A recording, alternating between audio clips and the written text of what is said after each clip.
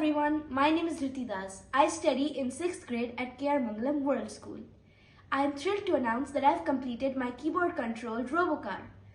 To build this RoboCar, I had two major objectives to fulfill, and those were hardware and software.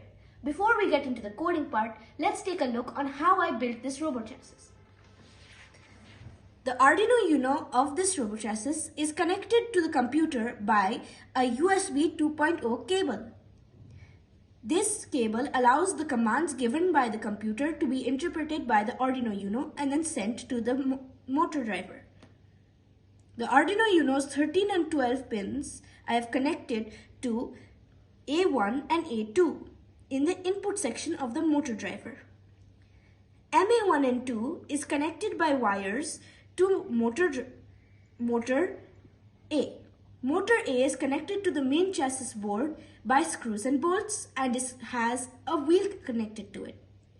Just like motor A, number 11 and 10 pins are connected to B1 and 2 in the input section of motor driver. MB1 and 2 is connected by wires to motor B, which is also connected to the chassis by screws and bolts. Motor B also has a wheel connected to it. The entire motor driver gets all of its power from a 9-volt battery. Let's check out how the coding works for this.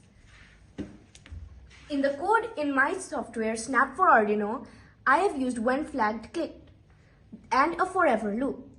This means that the commands will be used over and over again and will not stop.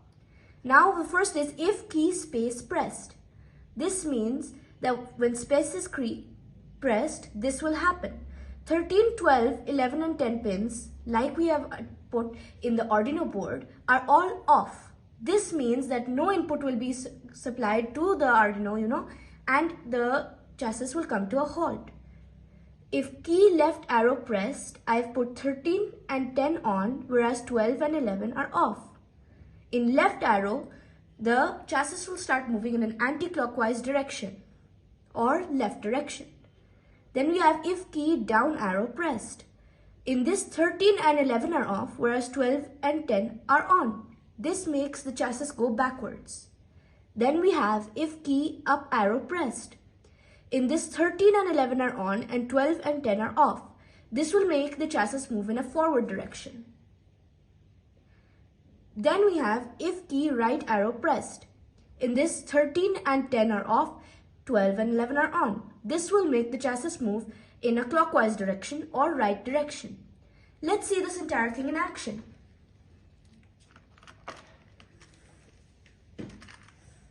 I've pressed the up arrow and it's moving forward, down backwards, left anti-clockwise and right clockwise. And as soon as I press space, it went to a halt.